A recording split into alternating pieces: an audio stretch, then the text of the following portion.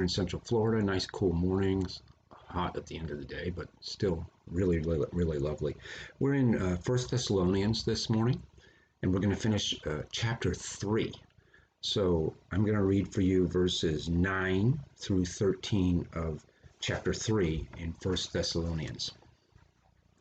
For what thanks can we render to God for you in return for all the joy with which we rejoice before our God on your account, as we night and day keep praying most earnestly that we may see your face and may complete what is lacking in your faith. Now may our God and Father himself and Jesus our Lord direct our way to you. And may the Lord cause you to increase and abound in love for one another and for all men, just as we also do for you, so that he may establish your hearts unblameable in holiness before our God and Father at the coming of our Lord Jesus with all his saints. And it almost sounds like he's closing the letter. He does have one more really important thought that he wants to share with the church about a theological issue that they face, and we'll start to get into that next week. But for right now, he's still reminiscing about his relationship with them and the joy that he has, that they care for him, that they love one another the way they're supposed to, that they're still theologically sound, and so he's rejoicing with them in that. And he has this concept that he shares not only with the Thessalonians, but in many churches. I was actually writing notes as I was turning this on, remembering all the different times that he does the same kind of thing that he does right here. So I'm going to just share 2 or 3 thoughts with you and then get to a really key point that you can meditate on this week. Paul is first giving thanks for a relationship with the people who are faithful. And that's really important to him. Last week we talked about how he says, now we can really live because someone is paying attention and cares for him the way that they do. And he says that he prays that they would be lacking in nothing. He wants to see them face to face. And he prays that they would be lacking in nothing. And he has this thought that if he could just be there, it would be more helpful than him not being there. And boy, is that a great word for the church in America and pretty much around the world today, when so many of us are lacking the opportunity to be together with one another. And we make the mistake of thinking that what we're receiving either through the internet is sufficient. And if we lack that connection of fellowship, there is something missing. And I would just warn the church moving forward not to settle for simply receiving the word via some kind of digital media. It's a tremendous tool, and we can learn and grow, and I get to talk to hundreds of people every Tuesday morning, and I'm thankful for that. But it can't be the end goal of our spiritual journey. We can't stop with just receiving something from God like this, in this format. It can be an important learning tool or a word of encouragement, and it really can help us through the week. But we always are going to need that opportunity to serve one another and love one another. And so Paul says this idea of, I think I can do better with you than I can just by writing you a letter. And that's a great learning for the church today. And so he prays for them in his absence unto them, and he writes to them, and he prays something that is really awesome. And we learned this in the Philippian church. He had a similar sort of prayer. He says, and verse 11 is like his prayer for the people. May our God and Father himself and Jesus our Lord direct our way to you. May it be that God would bring us together again. And may the Lord cause you to increase and abound. And, that would be a great spiritual goal for us, is that we would say that in the future, what I want to do is I want to increase and abound in the things that God desires for me. And so I started thinking about, what are the things that Paul says that God pours into us, that he causes increase, that he He manifests and strengthens in our journeys as we walk through life, and there are many. I didn't get them all. I was just doing this as I was turning it on. So I really quickly ran through about 6 or 7 things that he talks about. The one right here to the Thessalonians is this connection, the connection with other men and women of faith. And he says that God causes us to increase and abound in love for one another. And that happens in fellowship. As we are with each other, we love each other all the more. And so I would encourage you, wherever you are, to find a fellowship group, even in the midst of the pandemic, that cares for and loves one another. And that's really, really important. And if you're sitting there going, I wonder why nobody's called me, sometimes we wait like that. And I've learned that if I'm feeling that, something like that, the chances are really good that God's telling me I need to call someone. That it's the opposite of what I think I need. I need someone to call me and care for me. No. He's saying you probably need to do that so that your love will increase. And that's a really good lesson for us, because we can get stuck in nobody cares about me, especially in this world where we're all isolated. So maybe God's doing that in your life as well. Cause you to increase and abound in love for one another, for all men, just as we're doing for you, so that he may, and here's the goal of God increasing things in our lives, certain things, not increasing our prosperity. That's a lie, and you know that. But increasing certain things in our life that cause our souls to grow and strengthen. There's a destination for that. God is taking us somewhere. And he says that so that he may establish your hearts unblameable in holiness. What a great phrase.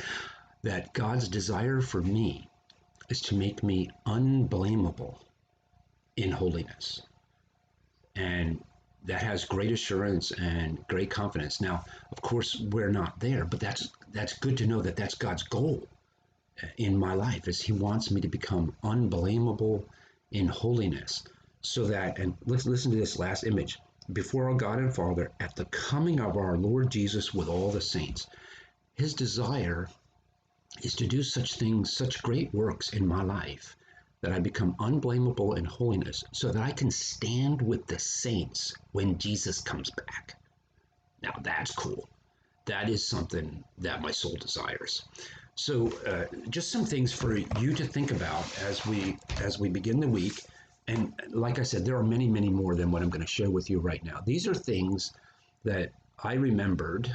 I haven't even looked them up yet, but the things that I remembered that God desires to increase in our lives, or to pour, or to strengthen. Those are all verbs that either Jesus or Paul uses to show us that God is at work trying to help us to become blameless. So here's the things that God's working on in your life, just some of the things that God's working on in your life. In the Thessalonian passage, God is working on your fellowship so that you might love one another all the more. He tells the Corinthian church, he tells James, through James, he tells the Ephesian church, those are just the three that I remembered, that God will increase our wisdom and insight. That God's desire in your life is to increase your wisdom and your insight. He tells Titus that his desire is to increase godliness and contentment in my life. That's God's desire, that I would become more godly, more like Jesus, and more content in my life. He tells Timothy that he will increase his assurance in faith, that his faith will get stronger. He will increase his faith, so that his faith, that's God's desire. He wants to increase your faith in him. He tells the Colossians that he would increase their knowledge of him, which is a little different from wisdom, an ability to know and understand the word and the knowledge that it takes to represent that. And finally, he says in Romans, and we'll get to this on Sunday morning here in about I don't know, 6 months. At Romans 5, well, it'll be faster than that. In Romans 5, he says he's going to pour hope into us. What a great way to begin our week, that to learn that God's desire for me is to make me blameless and holy. And to accomplish that, God is going to pour some things into me throughout the course of my life, so that at the end of my life, I look a lot more like Jesus than I do today. And that's God's work in the life of a believer. And we should celebrate that God doesn't want to leave us right where we are, where he wants us to grow up and mature. And so some of the things, to love one another, to have more wisdom, insight, knowledge, hope, godliness, contentment. Boy, doesn't that sound good? That is good. That's God's destination for us, so that we might become more holy, so that you and I can stand with the saints when Jesus comes back. What a great word Paul gives to the Thessalonians, and to you and to me.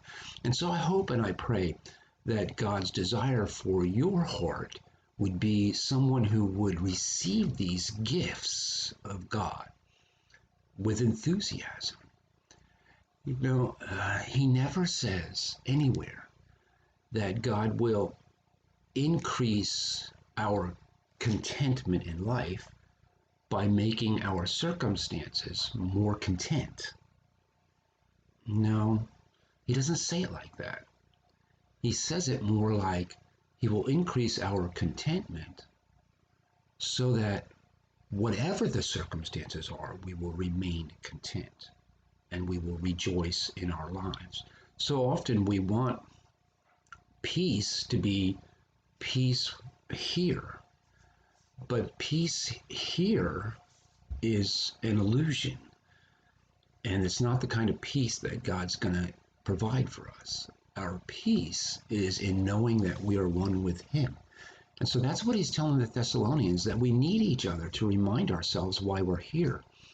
Because when I go through things in my life, I need the fellowship of believers to support and strengthen, pray with me and for me, encourage me, and they need me to do the same.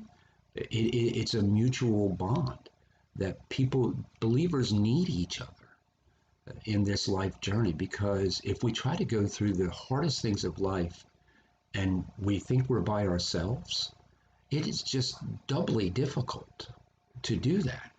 And especially if we think we're by ourselves without God, that God doesn't care, then it makes it impossible to be a person of faith. You just can't do it. Or to even be content. You can't in any way be content if you're not right with God and then in fellowship with other believers. It's hard. It's really hard to be content, and to be at peace. It really is.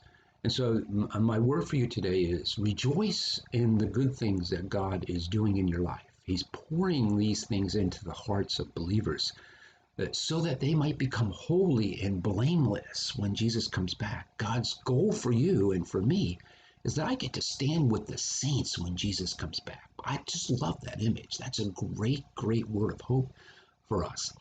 And as part of that, I would encourage you to find a way to connect with other believers. And I know that it's pandemic, and I understand all that, but it can't stop us. We have to find a way to be in fellowship, or we're going to wither on the vine.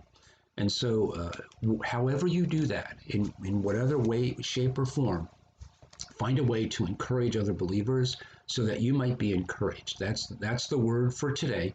Let your love for one another abound and grow. And I pray that you have a great, great week. It's going to be a great week for you in the